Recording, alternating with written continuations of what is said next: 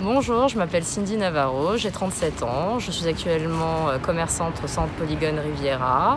J'ai une boutique Swarovski. Auparavant, j'ai également été enseignante à l'université de Nice Sophia Antipolis en économie, dans laquelle j'ai fait mes études également. J'ai décidé de rejoindre la liste de Benoît Candel pour ses valeurs, ses principes, notamment son sens de l'éthique et de la transparence. En ce qui concerne ce point, je voudrais dire qu'il a signé les accords anticorps et que c'est quand même pas mal parce qu'aujourd'hui, beaucoup de personnes en ont marre de toutes ces dérives en politique et notamment de ces abus, comme on a pu voir dans l'actualité récente, notamment sur les Balkany.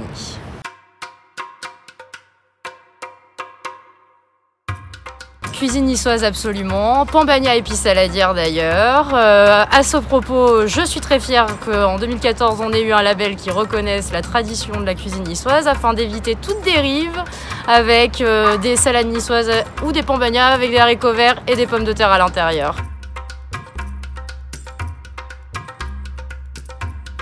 Acropolis, Nicaïa est une belle structure qui accueille des grands concerts, mais Acropolis reste historiquement important dans notre ville. Nous avons quand même eu le premier concert en province en juin 1965 des Beatles, des championnats de patinage artistique, ainsi que la signature du traité de Nice en Conseil européen. Donc je trouve que quand même on doit garder notre Acropolis et pas tout délocaliser sur la plaine du Var à côté de Nicaïa.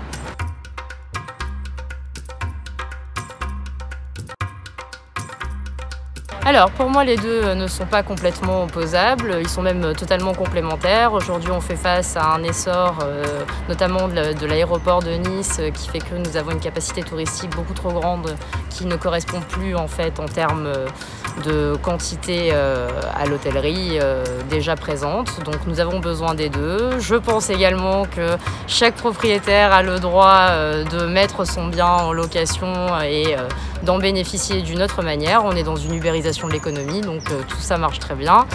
Maintenant, en ce qui concerne l'hôtellerie, je pense qu'elle est très importante, notamment pour le tourisme d'affaires à Nice et notamment pour toutes ces questions encore sur l'Acropolis. Et nous avons besoin de ces hôtels pour l'essor économique de notre ville. C'est quand même fou de vouloir déplacer deux hôtels à grande capacité, des hôtels qui sont vraiment qualifiés d'hôtels de tourisme d'affaires. Ces hôtels veulent être déplacés en périphérie de la ville de Nice, dans la plaine du Var.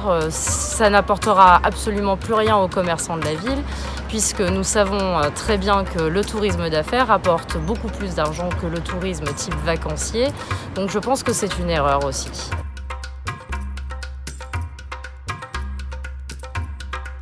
Alors j'opterais beaucoup plus pour la voiture, travaillant en périphérie de la ville, à Polygone Riviera comme je vous l'ai dit tout à l'heure. Après, il faut également penser aux personnes qui travaillent, mais aussi qui vivent en extérieur du centre-ville de Nice, notamment sur les collines niçoises.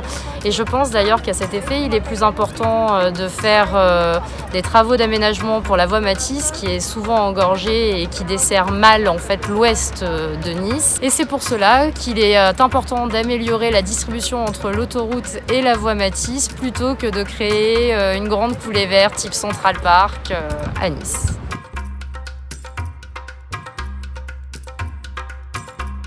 Étant niçoise, forcément tête carrée pour l'œuvre de Sosno. Après, forcément, j'y travaille tous les jours, donc la tête du guetteur est très importante pour moi également. J'ai toujours beaucoup aimé cet endroit, Promenade des Arts, Mamac, tête carrée de Sosno, pour la richesse culturelle que nous y avons, notamment avec les œuvres de l'école de Nice, connues internationalement.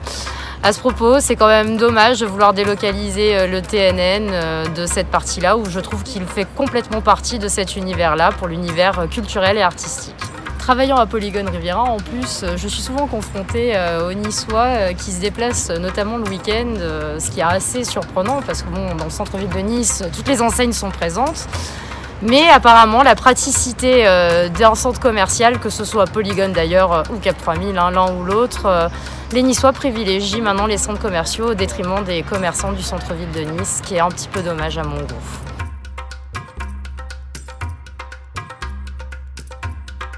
Bon, d'ailleurs, je pense que premièrement, il faut quand même rappeler aux Parisiens ce que signifie Vavasouk. Vavasouk, c'est le Vieux-Nice. Donc bon, bien évidemment, le Vieux-Nice est une place magnifique de notre centre-ville. Et il ne faut pas oublier par ailleurs que le Vieux-Nice a été aussi insalubre et que c'est notre ancien maire Jacques Médecin, qui en 1955 a décidé en fait de réhabiliter le Vieux-Nice et notamment a déplacé ses habitants dans les quartiers du Port, de Riquier, de l'Ariane, de Saint-Roch. Donc peut-être qu'il serait intéressant aussi maintenant de passer à la réhabilitation de ces quartiers-là et pas forcément que celle du centre-ville, puisque nous avons une belle réussite sur le Vieux-Nice. Et ça commencerait notamment par la réhabilitation de l'usine d'incinération des déchets à l'Ariane, qui permettrait notamment aux habitants les plus proches de respirer un air un peu plus pur et d'avoir un petit peu moins de pollution. Alors un peu des deux, Cristal de par ma profession et mon univers professionnel de tous les jours, mais également Caillou. J'ai un gros caractère, hérité de mes deux grands-mères qui ont eu des difficultés dans leur vie, c'est-à-dire l'une qui a fui le franquisme, l'autre qui a fui la guerre d'Algérie. Et d'ailleurs, à ce propos, je tiens à soutenir la proposition de Benoît en ce qui concerne la transparence sur l'attribution des logements sociaux, puisqu'ayant eu une grand-mère qui a été la première habitante des Moulins au bloc 1, escalier 6, je pense que c'est important.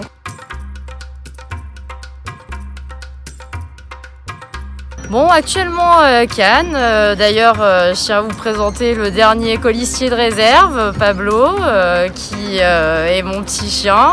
Donc je pense qu'il est très important de défendre la cause animalière et d'ailleurs à ce sujet, je suis très heureuse d'avoir comme colistier le comédien Richard Zanca qui se bat pour la cause animalière et il est important d'inculquer ça aux enfants dès leur plus jeune âge dans les écoles, notamment par la mise en place dans les cantines d'un menu végétarien une fois par semaine. Alors Pablo, on vote pour qui le 15 et le 22 mars ?